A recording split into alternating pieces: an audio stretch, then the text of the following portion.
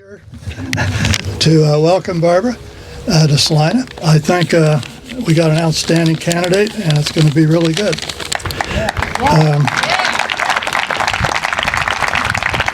Our race for the Senate is getting stronger every day, and I think she's got a really good chance of being our next senator from Kansas.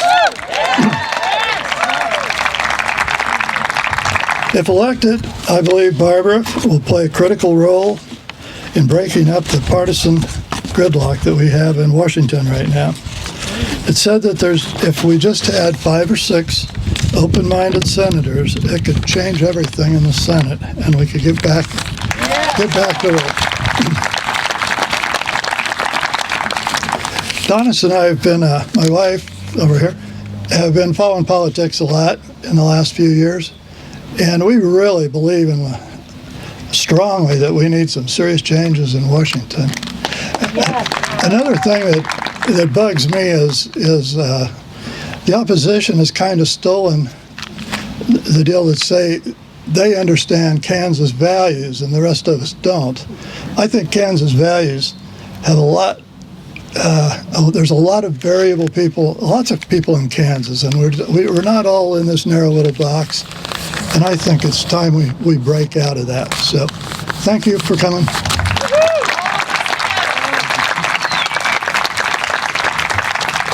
Hello, everyone. Let's take this off. Greetings, fellow Kansans. It is an honor to speak to you today and to have this opportunity to introduce Barbara. The past couple years have been trying on my soul, as I'm sure many of yours.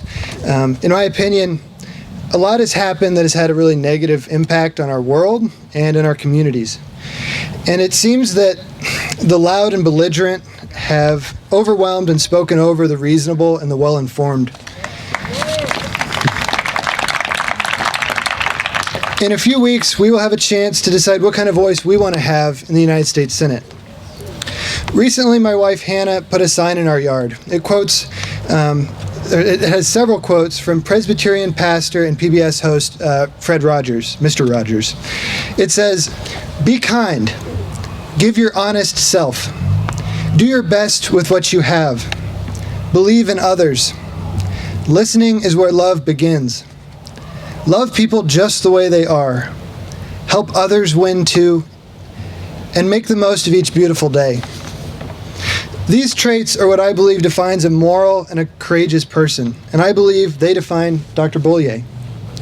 We need people in Washington that are as strong and steady enough in their convictions that they maintain a level head and an independent voice despite the fury of the political winds that blow left and right. Barbara will be an important voice of reason and common sense in the United States Senate. Dr. Bollier, thank you for being here today. With the election just a few days away, I know your time is very precious to you, and I really appreciate you spending some of that with us. We're eager to hear from you in person. Ladies and gentlemen, Barbara Bollier.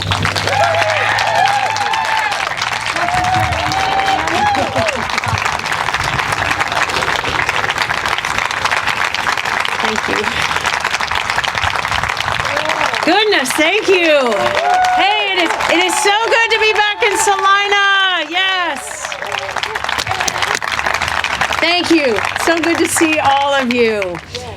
Thank you so much to the Applequists. I really appreciate those introductions, and it's been great to get to know you a little better. Kristen Gunn, thank you for your leadership and all that you do. And where's Paula? Is Paula here? My friend Paula Freed is somewhere. She went to school with me all through grade school and high school, and is a Salina supporter and good person here. And Cindy Soderberg, there she is. Yes, former mayor. Thank you for everything, and all of you. I think you in Salina and all of us know how much public service matters. Definitely. So some of you may have been here before. This is another time back in Salina. Such a great place, and certainly a place I've stopped many years. I have a funny story to tell. I'm Barbara Bollier, as you heard, and I always start with how to say my name. Think of bowl of cherries, Bull, yay. Say yay. Bull, yay. I married it. My husband, we just celebrated our 37th wedding anniversary yesterday.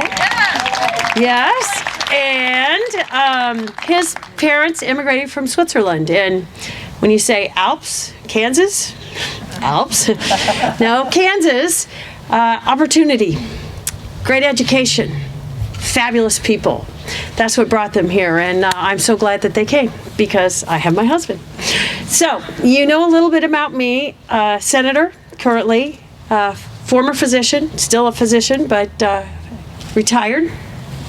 And you can imagine that as a physician, I just never was about partisan politics. I just took care of people and worked to improve their lives, and was able to take that very same thought process straight to the Capitol in Topeka, and was elected as a moderate Republican. Many of you know that.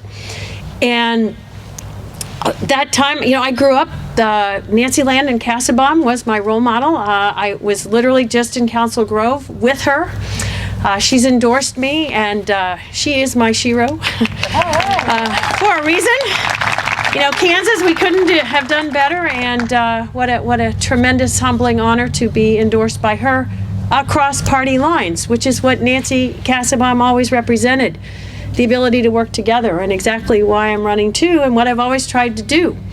And in my time in Topeka, I just kept finding myself at odds with Republican leadership on things that I know are really important to you all. Public education funding. That's the backbone of Kansas.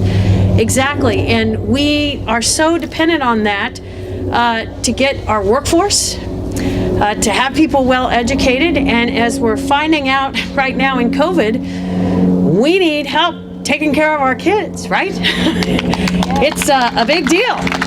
And our teachers are fabulous, and we have one of the top 10 systems of education in the country. I know because I've served on the education committee for years. Anyway, not funding education was a problem for me. The Brownback tax plan, goodness, what a disaster. Yeah, and for me, I remember when I voted no at the time and said, I was standing against my party leadership. And I said, boy, I hope I'm wrong, because I love this state, and my goodness, we need a good functioning government, and I wasn't wrong. And it then took Republicans and Democrats coming together to end that horrible tax experiment, which we're still suffering from the very horrible financial havoc that put on our state. And it's a challenge. We don't need things like that. And then Medicaid expansion. Raise your hand if you don't need health care. What? No one's raised their hand. Yes, everyone needs health care, all of us. And we have had Republican leadership stand in the way. One, we had a governor, Sam Brownback, that vetoed the legislature's putting Medicaid expansion forward. And now we have the votes, and the Senate President, Susan Wagle, blocked the ability for us to move a bill forward, even though we have the votes. My opponent, Roger Marshall, and I forgot to introduce my buddy Charlie at the back. Everybody look, Charlie can wave. They send people around to film me everywhere I go, the opposition. And if you've noticed some of those funny things where all my words get distorted, that's how it happens, folks. So just so you know, and we welcome Charlie. Oh no, it's good. You know the truth. Anyway, he has stood firmly opposed to Medicaid expansion in the state, and even now, in a pandemic, has voted repeatedly to end the Affordable Care Act, which would help make sure that you have protections if you have a pre-existing condition. In a pandemic, that's been done. We cannot stand for that. And for me, as a Kansas legislator, watching again this refusal to follow the will of the people, 80% of Kansans support Medicaid expansion. Well, it was frustrating. Tried my patience. And then 2018 came in. Laura Kelly, she ran for governor. And yes, awesome. Awesome. I'm so glad. And she's a wonderful woman. And we worked together across the aisle for years. Some of you may remember I was in an ad. I was the Republican. Senator Tom Hawk was the Democrat, and we said we both support her because she's the right choice. Well, Kansans agreed, and ultimately, after she was elected, I realized it was time to change parties. My values had not changed at all. My votes had not changed and did not change. The party had changed, and I needed to move forward to be able to do the right thing for the Kansas people. And now, here I am before you as the Democratic nominee from this state for the United States Senate. I am so humbled and honored to be that Democrat. These are hard times, aren't they? Yes. 2020 has been rough. Who would have expected a pandemic? But what have we learned from a pandemic? Well, one, yes, you took my words. We need each other desperately. We need to follow science. I have an opponent that goes around without a mask on half the time. Shakes hands. What the heck? This is a doctor. We need to follow science for things like that. And we know that we need a Washington that will work together. Instead of continuing this bickering and hyper-partisanship, we're tired of that. We, America, are tired of that. I remind people, when you see my logo, you see this red and blue line intertwined. I had them design that a year ago. Who would have known we would be in a pandemic? None of us. But the point of that was to remind everybody it's about science. It's about our DNA. It's about red and blue. And as you've maybe heard me say before, we're not purple unless we're K-Staters. But we're red and blue, and it's okay to be red and blue, but our commitment and our need is to work and build something together for this country. And it's very doable when you're willing to do exactly that. So I reach out my hand. I do things like tell the truth. Any of you seen those crazy ads about me? It is so sad. My opponent can't even say what he's for. All he can do is make misinformation available to you. Kansas deserves better.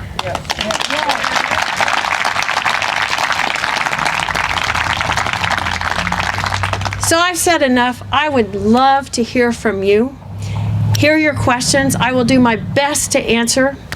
I want to be clear that if we don't have time to get all of your questions, just email Bollier for Kansas. Just holler at us, and we will try to get them answered for you.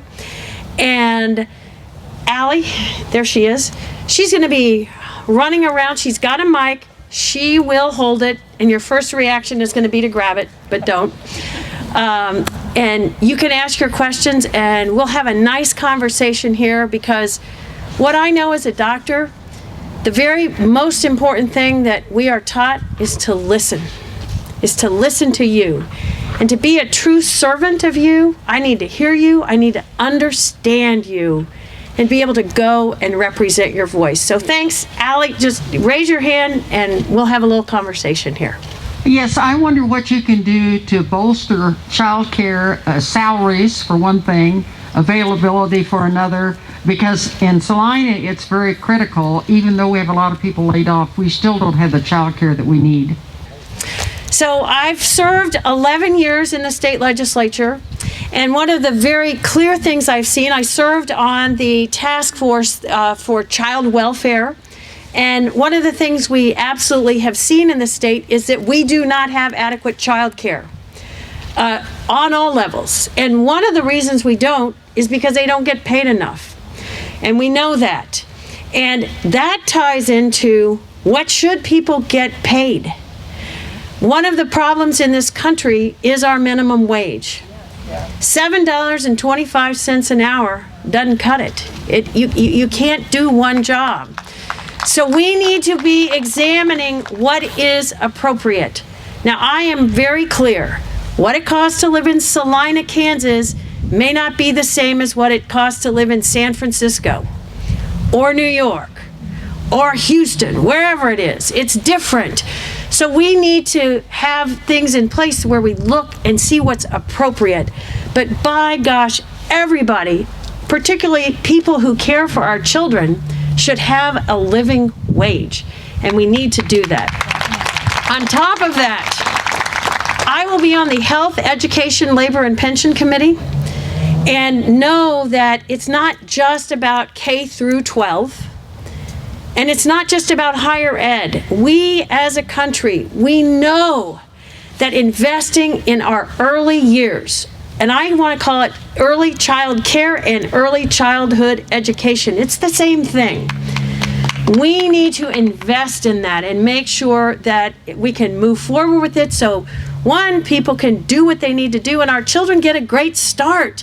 If they do that, they are much more likely to graduate from high school. We know that. And stay out of trouble and move on and actually achieve the best to their abilities. So I look forward to being able to do that. I've actually already had conversations with people at the governor's office about how we can potentially be moving forward for Kansas to make those very child care things and early childhood things happen. So thank you. Great question.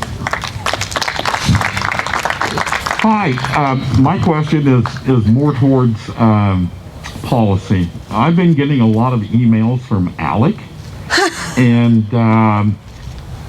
what I want to do is really shout how badly I dislike them.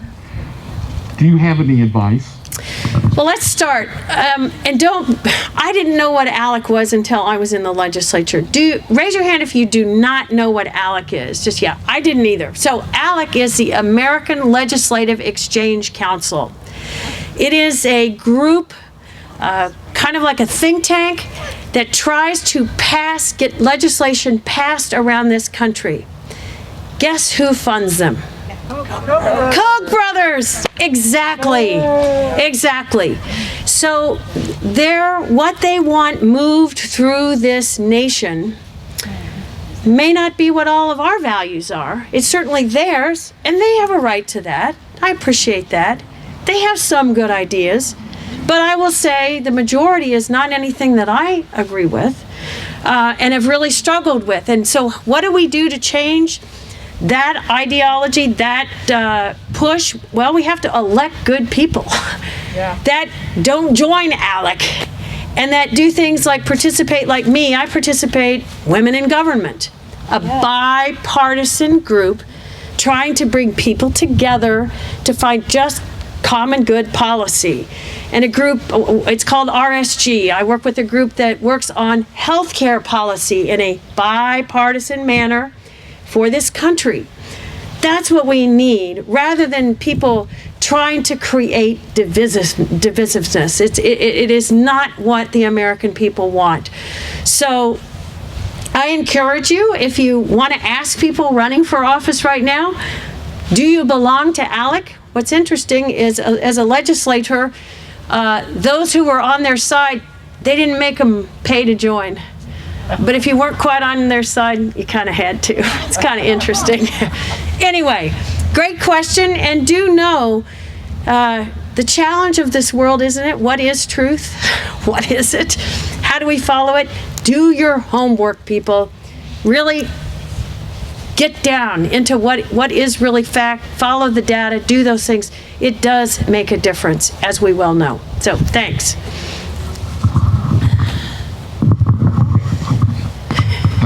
Sorry.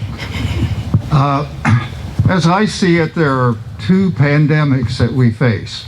One's COVID and one's global warming. And COVID is something that there will be, a lot of research on it, and I think it will be relatively short-lived according to global warming and what's happening with respect to climate change. What is your position about action that the U.S. government can take to address global warming? Thank you for your question. And climate change, first of all, is real. I believe in it. My opponent says he's not quite so sure. I know many of you, farmers and ranchers around this area, you who live right here in Salina, it's changed, hasn't it? Okay. Things have changed. It's dry, or that we have horrible rains and floods. All of this is a part of it. So what's my commitment? My commitment is I want to see policy move forward that gets us to a net decrease in carbon output by 50% by 2030. So how do we do that?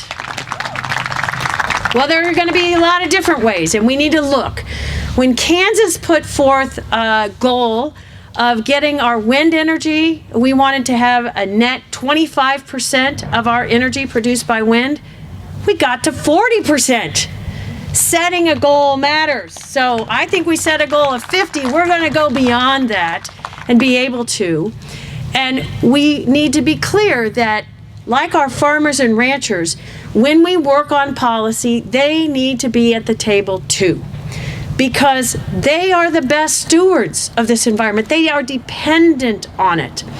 And they know that we need to do certain things, but they shouldn't have the burden of all of it on their own backs. If they need to be compensated for changes they make that take away from their income, we need to recognize that. I'm so proud of Kansas. I voted always in support of wind energy in this state. We've done fabulously. We're second in the nation, and as I said, we're at 40% net, and we're growing. It's actually 42 point something. I just found out the other day. And those are kinds of things that we can move forward. We also need to rejoin the Paris Agreement. We are supposed to be leaders. This is the United States, and hello. There's great opportunity to move forward when we work together to do so. Thank you. Where's mine? There you are, Ellie. Sorry. The last few years, we have seen crippling tariffs on agricultural products. And lately, we have seen a rise in prices with China buying a lot of our agricultural goods. How can you help us maintain those and improve those exports so that our agriculture community can be prosperous, which means then that Kansas can be prosperous? Thank you. Totally agree. This state is an export state. We export food, we export biofuels, we export manufactured goods, Spirit, Boeing, all these groups. You know, we are known for that. And we have had these really difficult tariffs that have really been on the shoulders of our farmers, our ranchers, in a bad way. They have been hurting because of it. Yes, we've helped them. You know, the Trump administration has given aid to them because of the tariffs. But that's not what they want. They want to trade their goods. They want to sell it. I understand that China is a bad actor, right? Yeah. China has to be held accountable, but not on the shoulders of us. So we need to look for better agreements, trade agreements with them, with others. Asia, I've had people suggest looking at Cuba, whatever. I mean, we need to look around so we can do that. We have the U.S., Mexico, Canada agreement. That was a good start, but it's not enough. So absolutely we need to be doing that, and we need to help them get back on track, trading the excellent, best in the world products that we produce here in Kansas, and I really look forward to helping make that happen. Thank you. The cost of higher education is ridiculous. I just can't imagine how most families and students are managing the cost of going through 4 years, 5 years, 6 years to get the degree that they need to be competitive in the marketplace. So what is your thoughts on that, and how can we bring this back to a reasonable level? We last year were able to put $50 million, give it back for funding for higher ed challenge is it isn't even close to where they were before the Brownback years. So that's caused tuition to go up. Other things have as well. So one of the things we talked about, we've done a great job in Kansas, in my opinion, that we're working from the State Board of Education to get all kids on track. They have a plan so they can get through in time. One of the challenges is getting it done in 4 years. And we've also enhanced the opportunity from the state level for kids to get more credit for higher ed in high school, which again then cuts the number of hours they have to buy and gives them opportunity there. From another federal level, people that already have the debt, we need to enable them to refinance that debt. Right now, it's not possible to do. And also increasing opportunity for grants, Pell Grants and the like, so that people can have access. So we all know, I believe, that the American dream is we should be able to pursue what we want to get that higher education and that opportunity. And it's going to take some change to make that accessible for all people, which it needs to be. And it doesn't just have to be college, 4-year college, 2-year degrees are great. And Kansas has done a good job, and I think the feds can do better with enhancing the opportunities in tech career education. We have many, many very good jobs that can't be filled right now with welding and plumbing and CNAs and the like, that we need to invest in that. So lots of opportunity. Again, Health, Education, Labor, Pension Committee, be ready for me, I'm coming.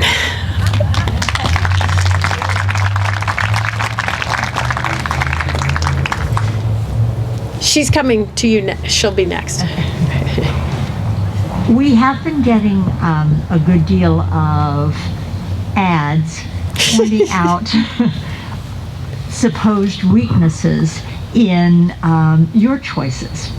And to help support your campaign, could you tell me how to answer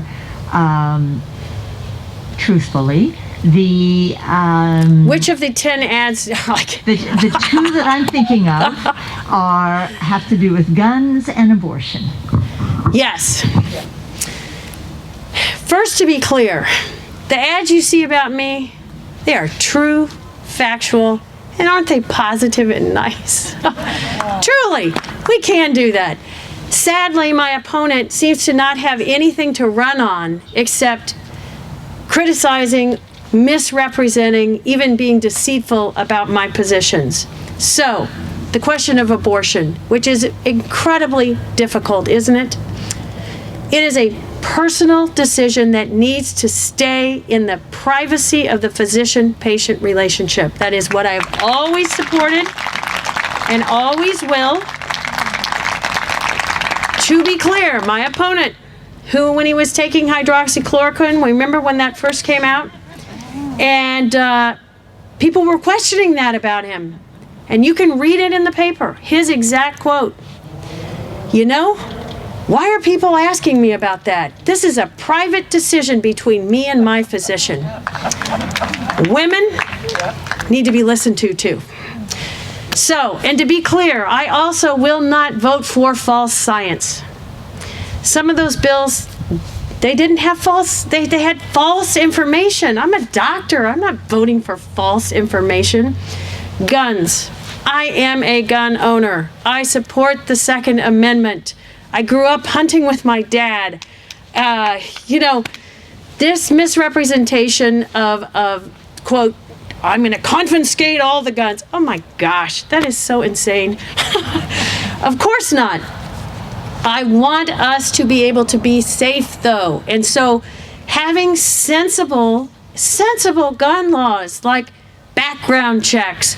Who thinks a terrorist or an abuser or a criminal should have a weapon? I don't. That makes sense to me. There's so many specifics to be clear on, but like my opponent needs to actually read Kansas law. Did y'all know that law enforcement right now can take your weapon away with no due process around it? The bill he keeps referring to was about putting due process around that. Oh my gosh. So the bottom line is I support the Second Amendment, always have, always will. That's what we have in this country, and we need to support that and figure out how to get good common sense so we don't have as much gun violence, which is a public health problem. Thanks for the questions. We have time for one more. Yes, what do you see as a role of government to ensure that everyone has affordable health care insurance? I love you. So, like I said earlier, my opponent has tried to take it away from you. And that really frightens me. I believe that we have an Affordable Care Act. It was a good start. It's not perfect. We need to build on it. We have good things from it, like protecting people with pre-existing conditions. You know, young people can stay on their parents' insurance till 26. You are assured of having some basic coverage rights, like, you know, vaccinations if you choose, and coverage for mammograms, and, you know, these things that need to happen. We can build on that. I think we should have a public option buy-in that we can move forward. It is too expensive, right? It's still too expensive, and we need to look at ways to bring that down, the cost down. We can keep private insurance in place. We should. Many people like their private health insurance. That's great. I believe in competition. I actually believe in that competition is good. And finally, to bring costs down, we can do some very basic things. Let's start with negotiating with pharmaceutical companies for drug prices. Now, Donald Trump said you should buy your drugs from Canada or any other country, and guess why he said that? They negotiate with the pharmaceutical companies. Guess who voted against that possibility? Voted no on a bill to be able to negotiate? Roger Marshall, Dr. Roger Marshall. So we can do these things and make it happen. We just have to vote for candidates who will actually get to the table, find solutions together, and make that happen. And yes, it's going to be hard work, but it can be done. The world has managed. We can do the same. Thank you.